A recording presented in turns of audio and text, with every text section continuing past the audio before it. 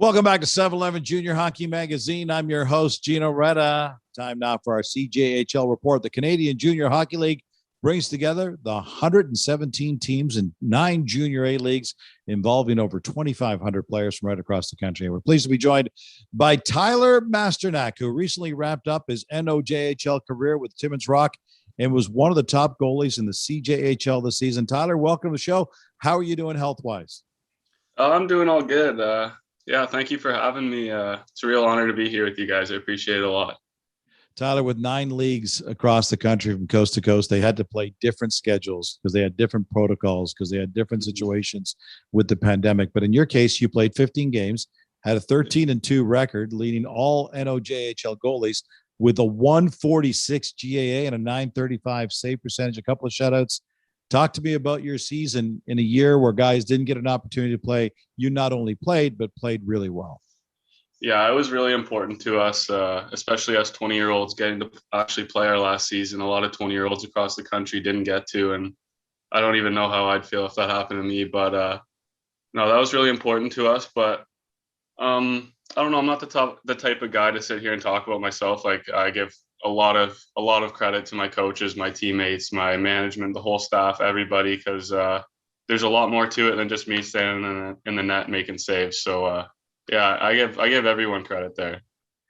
And you know what? Credit to you guys who adjusted under a difficult situation, because there were things you had to do this year playing Junior A where you kind of thought, didn't I do this when I was a kid playing minor hockey? Like, for example, how you had to get dressed. Tell our audience listening and those watching on tsn.ca what you had to do to make that work.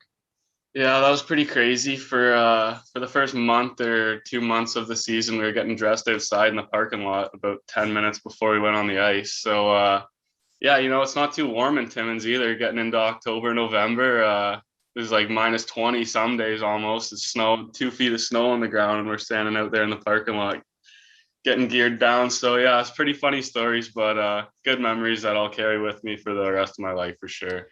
What was the general protocol like to make sure that you guys were safe and that no one was spreading COVID-19 amongst your team or around you? What was the day-to-day situation like for you guys to make this work? Yeah, so we had like an app on our phone where every morning we'd wake up and we had to fill out like a survey, how we're feeling throughout the day and stuff like that. And then once we got to the rink, we were only allowed in like 10, 15 minutes before our ice time. So that was tough to adjust to for sure. We had to take our temperature and everything once we got into the rink. Obviously masks on. Yeah, it was just really tough to adjust to, but I mean, it had to be done. And like I said, we were so lucky we got to play this year. So we'd do anything it took to play. It's tough though, because you had a great year. Your team had a great year. Timmins finished 22 points more than any other team in the Northern Ontario Junior Hockey League's East Division. So in the back of your mind, you had to be thinking, nationals this year, we got a chance to really show what we can do. And then it all gets pulled out from under your feet because there is no Centennial Cup this year because of the situation across the country. What was that like when that news started to spread inside your room? Yeah, it was tough for sure. I mean, it's something that we went through last year as well. We had a very good team last year as well. Yeah, it's tough. I mean, last year was a little bit more hard because guys didn't really understand what was going on. Like, we played one playoff game and then everything just kind of came to a halt like that. Where this year it was kind of a little bit easier, I guess you could say, where we kind of knew we weren't going to get to play for something in the end, where we knew, okay, our 10th game, that's our last game. Like, kind of sink in, like, enjoy it, that type of thing. But no, it's very tough because my last 2 years we don't get to play playoffs, and those were our 2 strongest years. So you always kind of wonder what we could have done, and we felt we had the team to do something special. So yeah, it sucks for sure.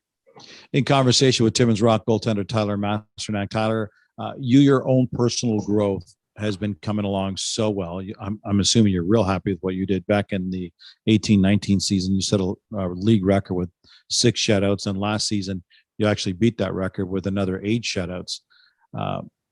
The 18 shutouts you put together in your career is the most in league history. Talk to me about your own personal development and how much you missed the opportunity to take that to another level this year. Yeah, and I mean, every year I've just kind of gotten better, more comfortable in the net. I've slowed my game down a ton. I just let the game come to me. Don't go out chasing it. And every year you kind of get a little bit more comfortable doing so and going out playing pucks, helping your defensemen, talking to guys more on the ice, all the small intangibles that you learn as you grow up. But yeah, I don't know.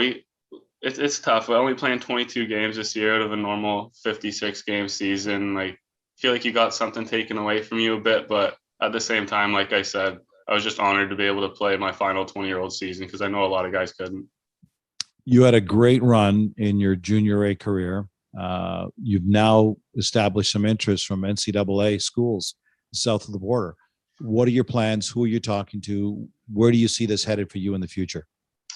I've talked to a couple Division III schools. I've talked to Aurora, University of Wisconsin, River Falls, a couple other ones to mention, but yeah, I don't know. I kind of want to go the school route, get some education out of it, and keep progressing in my hockey career and see what happens after that. Maybe if that's going overseas or something, or playing pro somewhere. But yeah, that's my main goal down the line.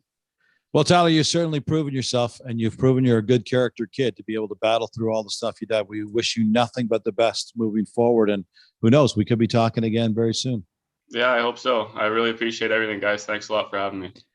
That was Timmins Rock netminder Tyler Masternak. And that wraps up this week's CJHL Report, the Canadian Junior Hockey League. Your future is here. Up next, he was the captain for Team Canada, the 2014 World Junior Hockey Championship. And now he's playing for the Philadelphia Flyers. We'll check in with Scott Lawton in this week's edition of Where Are They Now? This is season 30 of 7-Eleven Junior Hockey Magazine. And don't forget, you can listen and subscribe to the complete podcast by checking out any of your favorite podcast platforms.